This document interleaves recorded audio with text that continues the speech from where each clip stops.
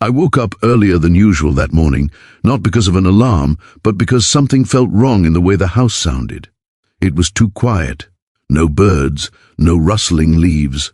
Even the wind felt like it was holding its breath. I poured my coffee, stepped outside barefoot like I always did, and that's when I saw it. Where there had once been a living wall of green, there was nothing but torn earth and shredded branches. 3 years of growth reduced to mulch and tire tracks. No note, no warning, just absence. I stood there longer than I should have, staring at the ground like it might explain itself. The hedges weren't decorative to me, they weren't an aesthetic feature. They were time, they were patience, and underneath them, planted carefully where no one could see unless they knew to look, were 3 rose bushes, one for Rodriguez, one for Smith, one for Williams. I didn't shout. I didn't kick anything. I just set the coffee down before my hands started shaking. People like to imagine moments like that come with anger first. They expect yelling or threats or some dramatic confrontation. That wasn't what showed up. What showed up was stillness, the kind that settles in your chest when you're trained to assess before you react. 22 years in the Navy construction battalions will do that to you. You don't rush toward the noise. You inventory what's missing, you take note of what changed, and you remember who benefits from the change. I walked the perimeter slowly, clean chainsaw cuts, professional work, mulch spread evenly, almost carefully, like someone wanted it to look intentional. There were footprints where the roses had been dug up and tossed aside, their tags still half buried. I knelt down and brushed dirt off one of them, reading the name I'd written myself years earlier. That was the moment I understood this wasn't an accident. The house sat on a corner lot in Paradise Pines, a name that always felt a little too proud of itself. Perfect lawns, matching mailboxes, entry fountains with uplighting that never quite turned off. When I bought the place after my divorce, the realtor warned me it was undervalued. Sightline issues, she said. Like that explained everything. Cars passed too close. Too much visibility, not ideal for resale. For me, it was perfect. I didn't want ideal.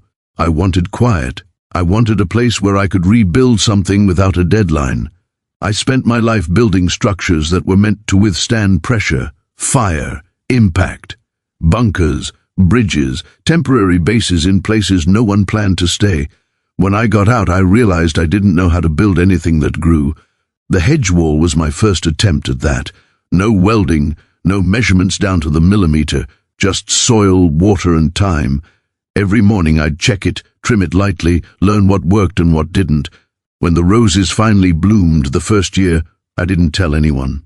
They weren't for display. Paradise Pines didn't care about that kind of meaning. It cared about appearances, about how things looked from the street, from the entry road, from the angle a camera might catch if someone decided to put together a glossy magazine spread about community pride.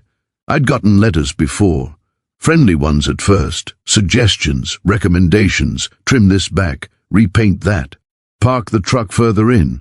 I complied when it made sense, ignored it when it didn't.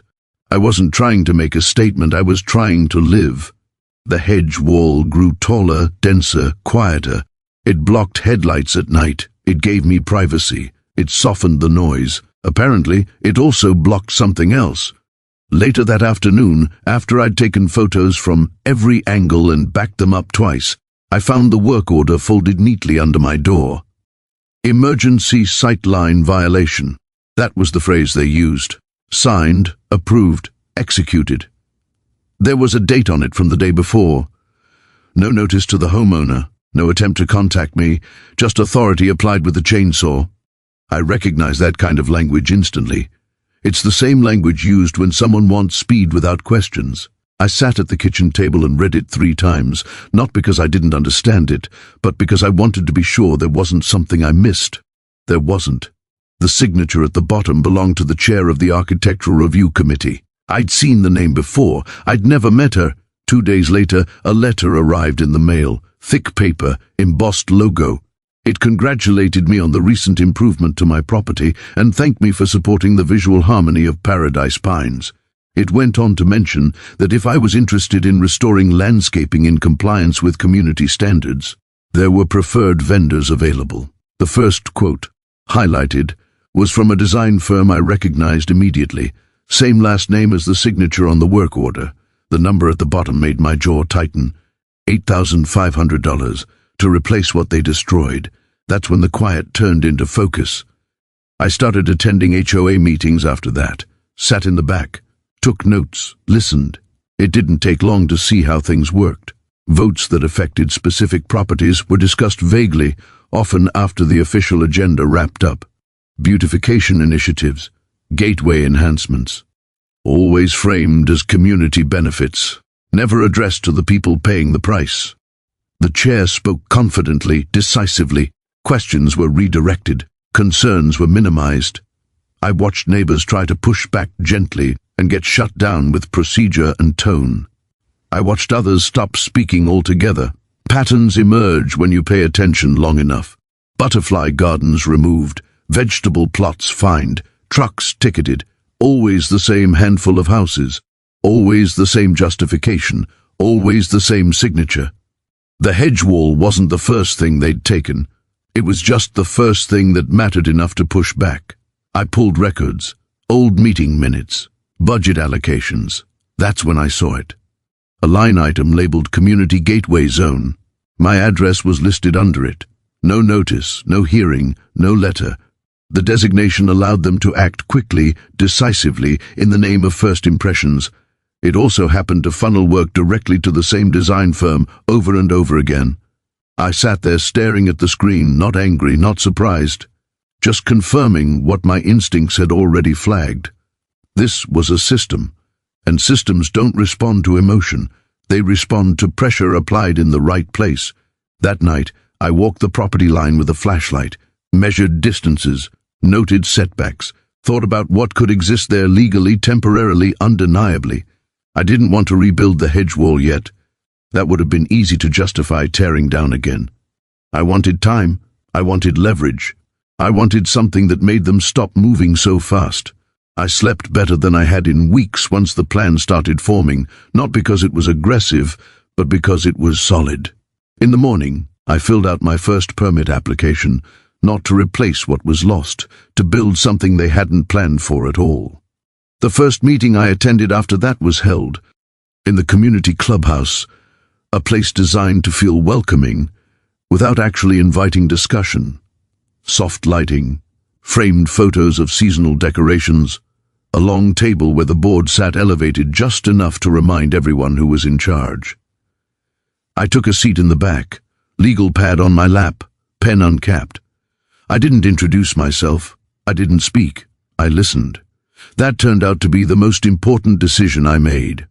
When people talk freely because they think no one dangerous is paying attention, they reveal far more than they intend to. Agenda items moved quickly, routine approvals, budget acknowledgements. Then came the vague language again. Gateway maintenance, visual consistency, emergency actions taken in the interest of safety. No addresses mentioned, no names, just nods and motions. Approved unanimously. Gavel tap.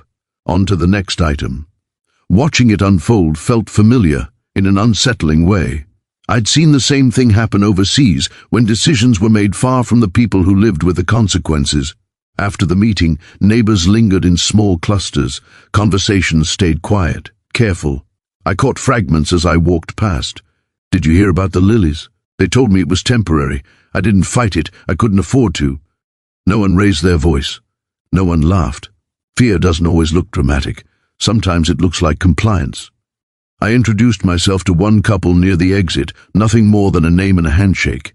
When I mentioned the Hedges, the woman's shoulders tightened. She glanced toward the board table before speaking. "You should be careful," she said. Not threatening, just tired. That sentence followed me home. Over the next few weeks I kept going back. Same seat, same pen, different stories. A retired teacher fined for a pollinator garden that attracted pests. A contractor cited repeatedly for parking a work van over an height, even though the rules allowed it. A young family told to remove a wooden play structure because it didn't match the approved color palette. Always the same voice delivering the decisions. Calm, polite, Absolute. The chair never raised her voice. She didn't need to. Authority did the work for her. I noticed something else too. Whenever landscaping or redesign came up, one particular firm was mentioned. Recommended, preferred, trusted. It was always framed as a courtesy, never a requirement. But the implication hung in the air. Comply, or the problem would continue. I requested records formally after that. Financial disclosures, vendor contracts, zoning changes. The process was slow, but it was required, and they knew that. When the documents finally came through, the pattern sharpened into something undeniable. Large sums allocated under vague categories. Emergency authorizations signed without board votes. Landscaping contracts awarded repeatedly to the same company, often shortly after violations were issued. Properties improved at homeowner expense, then featured in newsletters and promotional material. It wasn't chaos. It was efficient. And it depended on people not asking too many questions. Insurance was the next dead end. I filed the claim knowing the answer before it came back. Landscaping exclusions. Acts performed by authorized entities. No coverage. The adjuster was polite, apologetic. "I understand why you're upset," he said, which didn't change the outcome. $3,000 in plants gone, 3 years of work erased, no compensation, no appeal. When systems overlap, responsibility dissolves, everyone points somewhere else. That's how things disappear. At the following meeting, I finally spoke. Just once. Just a question. I asked when my property had been rezoned as a gateway zone and where that vote was recorded. The room shifted. Papers S. Huffled. The chair smiled tightly and said the designation was administrative, part of a long-term beautification initiative. I asked when homeowners were notified. She said notices were posted. I asked where. She said online. I asked for the link. Silence stretched longer than it should have. Eventually the meeting moved on without an answer. People avoided my eyes as they filed out. That was fine. I wasn't there to make friends. I spent evenings reading state statutes, county codes, old plats. The original deed to my property included language no one had mentioned. Agricultural use permitted. Temporary structures allowed with permit. Environmental considerations due to proximity to a retention area. The more I read, the clearer it became that speed was their advantage, not strength. They acted quickly, counting on homeowners to be overwhelmed, embarrassed, isolated. I wasn't any of those things. I was patient, and I was very good at operating within constraints. The violation notice about the containers arrived sooner than I expected. Bright envelope, bold text, unauthorized storage of commercial equipment, 72 hours to comply or face escalating fines. The language was designed to induce panic. Remove them, pay for storage. Abandon the idea entirely. I didn't respond immediately. I reread the notice, then compared it to the county code. Containers weren't prohibited, permanent structures were regulated. Temporary ones weren't, as long as they met setback and screening requirements. I filed a permit application the next morning for an architectural landscape screening installation. The description was accurate. The intent was legal. The materials were unconventional. That wasn't my problem. When the containers arrived, they did exactly what I needed them to do. They slowed everything down. Neighbors noticed. The board noticed. Another letter came, more gent this time. Questioning safety, property values, aesthetics. I responded once, briefly, attaching the permit receipt and inspection date. No emotion, no argument, just documentation. The tone shifted after that. Legal language crept in. Cease and desist threats, references to counsel. I expected that. What I didn't expect was the call from a contractor I didn't know, asking careful questions about access points and schedules. He sounded nervous. A few minutes into the conversation, he stopped himself and said he didn't feel comfortable continuing. 2 days later, he sent me a recording. In it, the chair discussed creating an accidental incident that would force removal through insurance. The word accidental was doing a lot of work. That changed the nature of the situation entirely. I didn't confront anyone. I didn't hint that I knew. I forwarded the file to my attorney and backed it up in 3 places. From that point on, every move I made assumed scrutiny. That was fine. I was already operating that way. A week later, an elderly neighbor knocked on my door holding a folder of yellowed papers. She'd lived there since the development was built. She remembered when the lots were surveyed, when the pond was dug, when the fountain went in. The maps inside showed the original property lines clearly. Mine extended farther than anyone realized, far enough to include part of the entrance feature everyone took for granted. There was no easement recorded, no permission granted. I thanked her and walked the line again that evening, measuring tape in hand, the truth settling in slowly. By the time the board scheduled their next community tour, I understood something fundamental. They believed visibility was power, that if they controlled what people saw, they controlled the story. They hadn't considered what would happen if someone built something they couldn't ignore, company, Olden Rush, and couldn't quietly erase. I finished the layout the night before, checked every measurement twice and slept deeply. Not because I was confident, because everything was finally aligned. By the time the containers were in place, the tempo of everything around me changed. Not loudly, not dramatically, but perceptibly, like a machine that had been running too fast, suddenly forced to idle. The board stopped issuing casual letters and started sending notices stamped with urgency. Words like hazard, obstruction, and liability appeared more often. I welcomed them.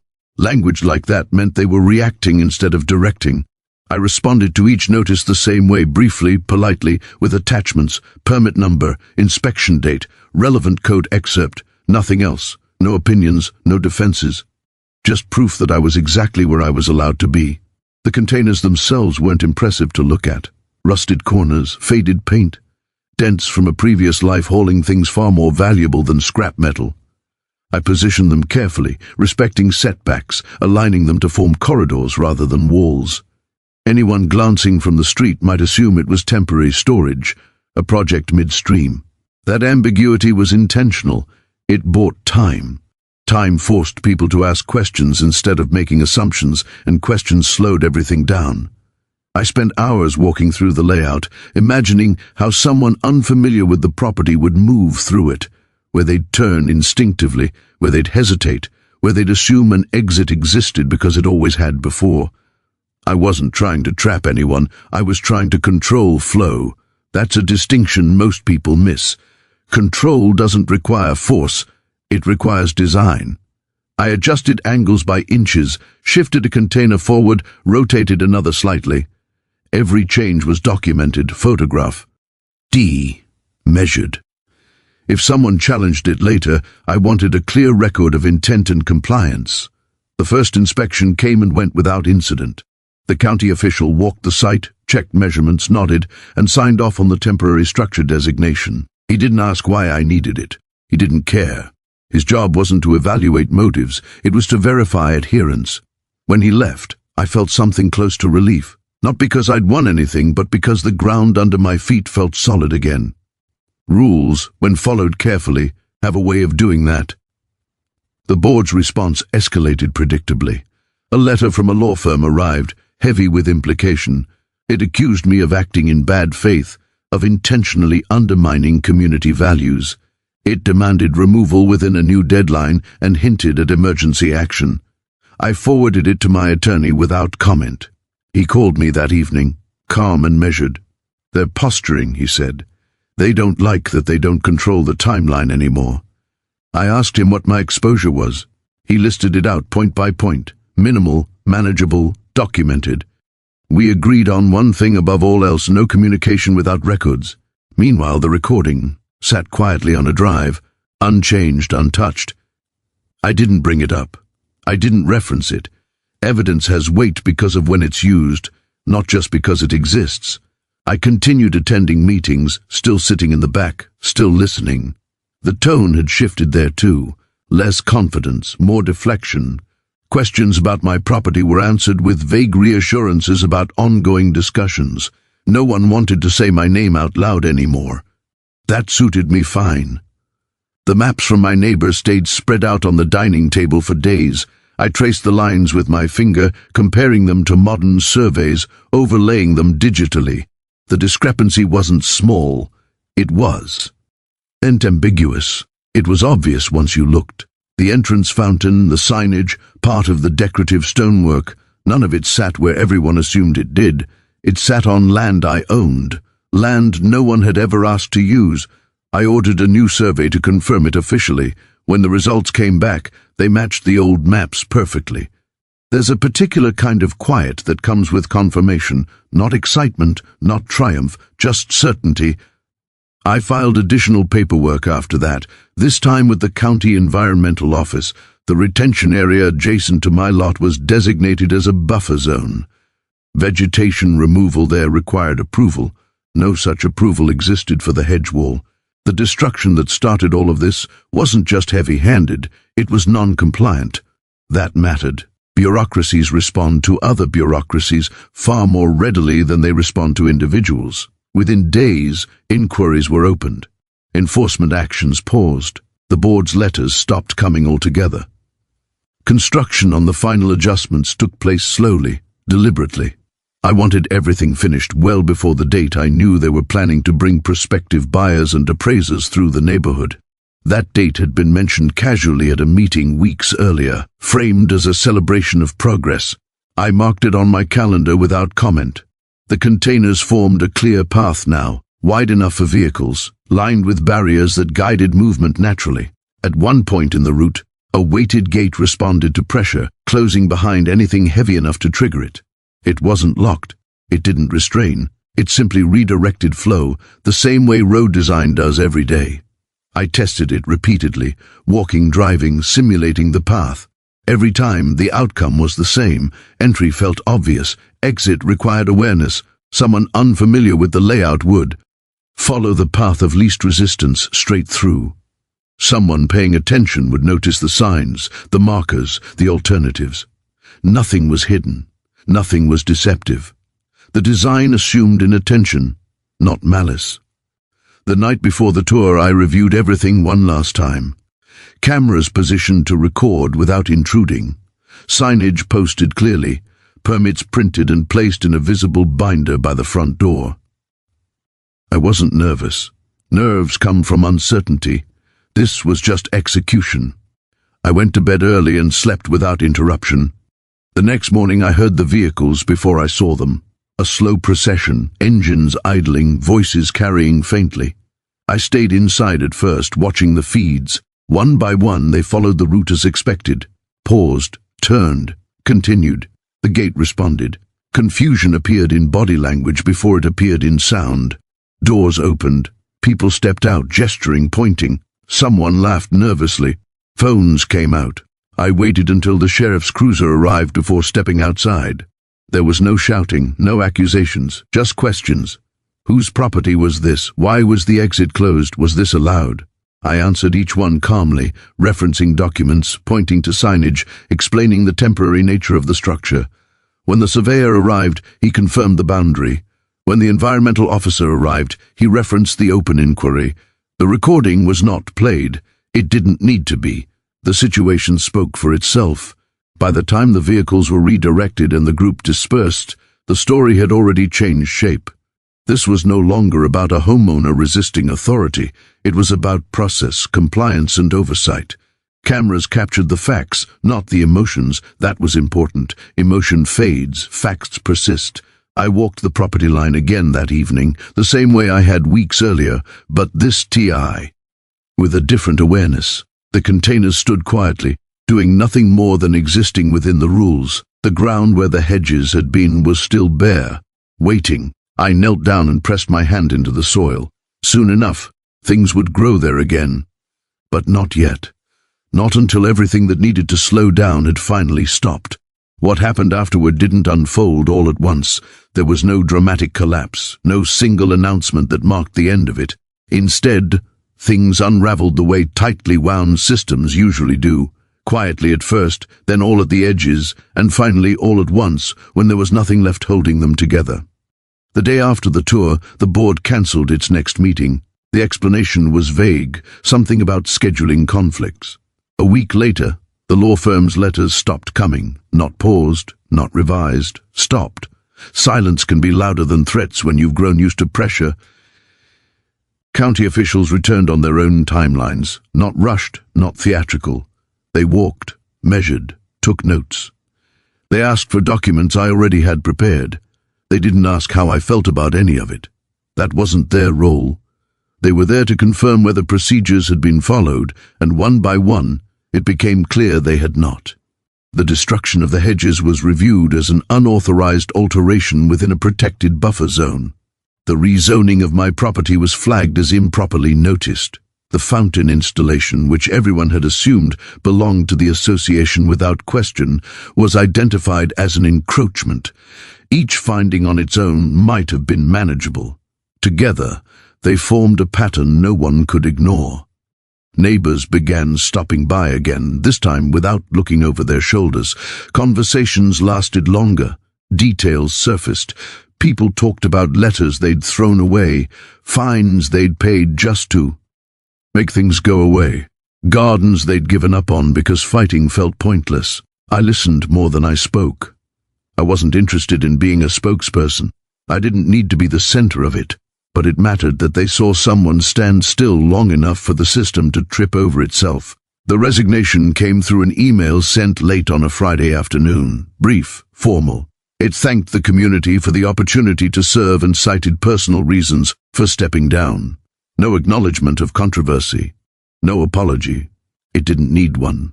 The law firm followed a few days later. A curt message withdrawing all pending actions and expressing a desire to resolve matters amicably. My attorney handled the rest. Settlement discussions were straightforward. Numbers were exchanged. Damages were calculated. Legal fees accounted for. The final figure wasn't life-changing, but it was fair. More important than the money was the agreement that came with it. Written recognition of my property boundaries, environmental protections, and permitted uses. The easement for the fountain was formalized, with monthly compensation attached. Everything that had once been assumed was now documented. When the containers finally came down, it was almost anticlimactic. One by one they were lifted and hauled away, leaving behind clean ground and an unfamiliar openness. The space felt different without them, but not empty. It felt resolved. I spent the next few days clearing debris, leveling soil, working quietly. The roses were replaced, each one planted with the same care as before. I added more this time, not as memorials alone, but as markers of continuity. The hedge wall would take years to return to what it had been. I was in no hurry. Growth isn't something you rush once you've learned what patience can do. The association elected an interim board not long after. New faces, different tone. Policies were reviewed, some rewritten. Architectural decisions that affected individual properties were moved back into open sessions. Notice requirements were clarified. Preferred vendor language was removed. None of it was dramatic. It didn't need to be. Systems don't require heroics to improve. They require sunlight and time. A local paper ran a short piece about the incident, focusing on zoning compliance and community reform. It didn't mention names. That was intentional. The story wasn't about a feud. It was about how small abuses of process can grow when no one slows them down. Messages started arriving from people outside the neighborhood, then outside the city. Similar stories, similar frustrations. I answered a few, offered general advice. Document first, read everything. Don't assume speed means legitimacy. Eventually, I stopped replying. The lesson didn't need amplification from me. It was already there for anyone willing to look. The space where the container maze had stood became something else entirely. Raised beds went in, native plants, vegetables, a small gathering area with benches built from reclaimed wood. Kids from the neighborhood came by with their parents, curious. Scouts asked if they could help maintain it as part of a service project.